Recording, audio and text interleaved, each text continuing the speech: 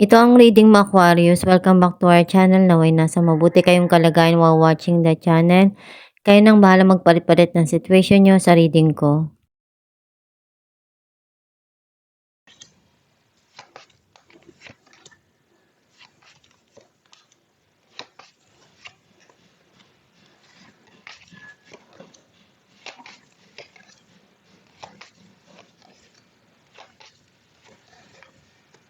At the bottom of the deck, the High Priestess. I feel like ang nasisense ko na energy mo, very intuitive kang tao. You need to listen to your inner self.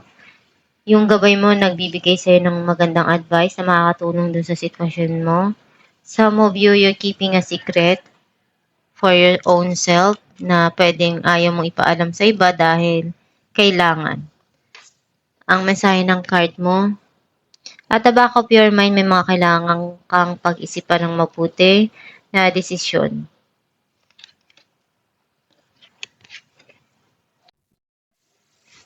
Andun yung nararamdaman mong negative feeling na gusto mong sabihin sa iba yung nararamdaman mo pero wala kang masabihan.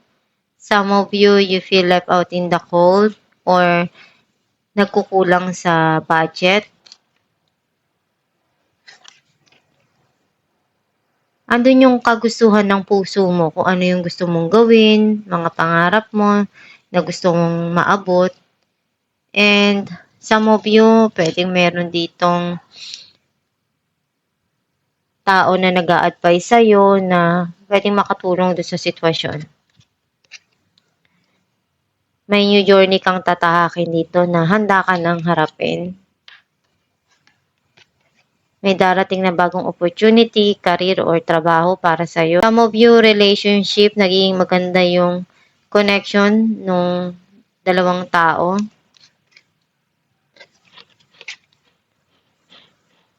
Gagawin mo lahat ng makakaya mo. Bibigay mo kung ano yung kailangan doon sa sitwasyon.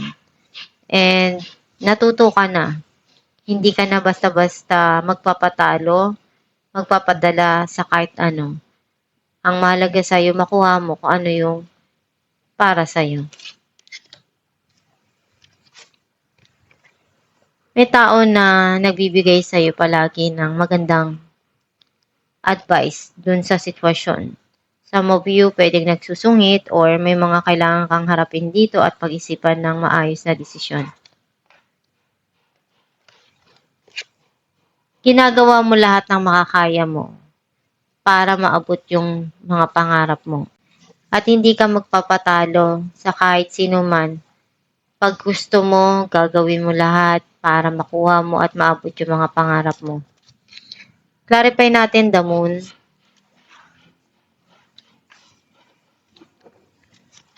Five of Pentacles and Three of Wands. May mga plano ka para sa kinabukasan mo. And pinag-iisipan mong mabuti yun. Kasi alam mong marami kang naranasan na hirap sa nakaraan. And may mga bagay na para sa'yo noon is hindi mo ganun kadaling nakukuha yung mga gusto mo dati. Ngayon may mga plano ka dahil alam mo sa sarili mo na kailangan yun. Malaki yung maitutulong nun para sa mga pangarap mo. Some of you, maaring meron ditong travel or nasa malayo ka. And sobra ka ngayon na nalulungkot, wala kang nasasabihan ng nararamdaman mo. Clarify natin ang the Hierophant. Eight of Wands and the Magician. Hindi ka hihinto dahil yun yung passion mo. Gagawin mo lahat ng makakaya mo para ma-achieve mo yung goal mo. Clarify natin ang Ace of Wands. Ten of Pentacles and Page of Pentacles. May abundance and prosperity na darating.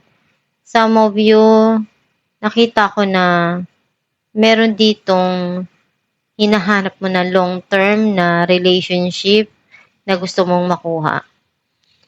And nakikita ko na nagkakaroon ng magandang spark dun sa relationship. Clarify natin ang King of Swords.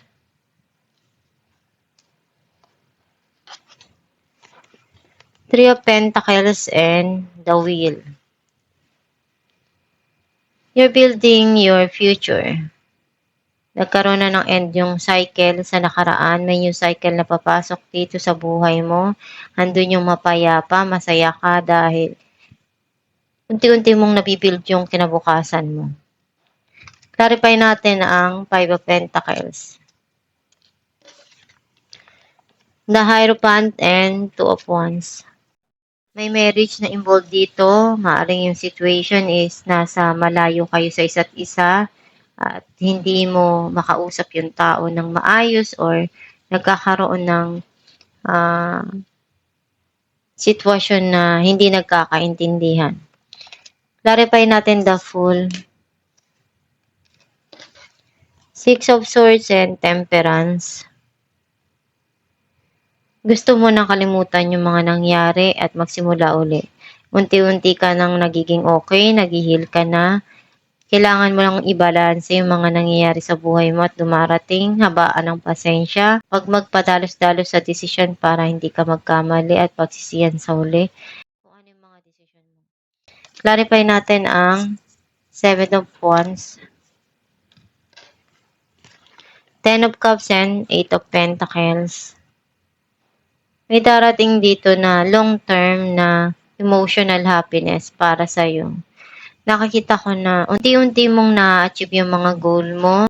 Yung focus mo andun sa trabaho mo na makuha ko ano yung talagang target mo. And gagawin mo lahat para sa mga mahal mo sa buhay. Gusto mong maibigay sa kanila kung ano yung para sa'yo, magpapasaya para sa kanila. Clarify natin ang The Magician. Ace of Cups and Six of Cups.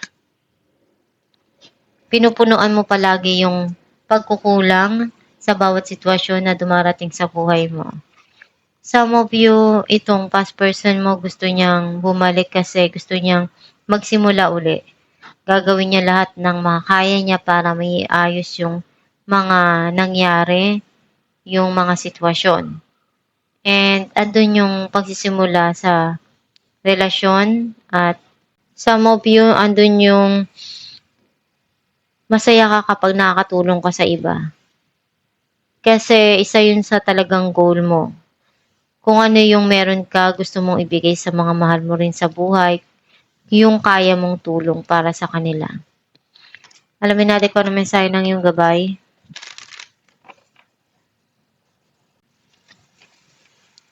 Giving and receiving. The entire universe operates in cycles similar to your inhalations and exhalations. When you only exhale, give, or only inhale, receive, you become out of rhythm with the universe. For optimal health, energy, and replenishment, balance each inhalation in your life with an exhalation. Ang mensahe ng iyong gabay na kailangan mong isipin din yung sarili mo. Hindi yung palaging bigay ka ng bigay, ikaw yung nauubusan na. Kailangan na balance yun. Kung nagbibigay ka, kailangan bigyan mo din yung sarili mo. Kung hindi mo nakukuha sa iba, syempre, ikaw na yung magpuno nun para sa sarili mo. Para ma-inspire ka lalo na magsumikap at magtiyaga sa mga ginagawa mo, sa mga dumarating sa buhay mo.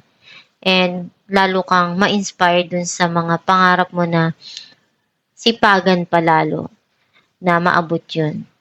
And kung ano yung mga nangyayari ngayon sa buhay mo na hirap at pinagdadaanan mo, darating din yung panahon na malalagpasan mo rin yan. Huwag ka lang basta magpapatalo dun sa pagsubok, sa nararamdaman mo, sa mga pinagdadaanan mo ngayon. And hindi naman palaging nandiyan ka sa gulo or sakit na pinagdadaanan mo, sa hirap na nararanasan mo. Darating din yung araw na lilipas din yan at masusolusyonan mo rin kung ano yung mga nangyayari sa buhay mo. Maging matatag ka lang palagi at magdasal ka para matulungan ka ng gabay mo at ng Diyos sa mga nangyayari ngayon sa buhay mo. Ihiling mo sa kanila kung ano yung tanging gusto ng puso mo at kung ano yung magpapasaya para sa'yo. And gawin mo lang palagi kung ano yung makakaya mo para maabot yung mga pangarap mo at malagpasan yung mga pagsubok na pinagdadaanan mo sa buhay. Huwag kang magpapatalo sa kung ano man yung darating sa'yo. Maging matatag ka palagi at maging positibo sa pananaw sa buhay. At itong yung reading, Aquarius, kung nakaresonate ka, kindly comment down below. Thank you for watching.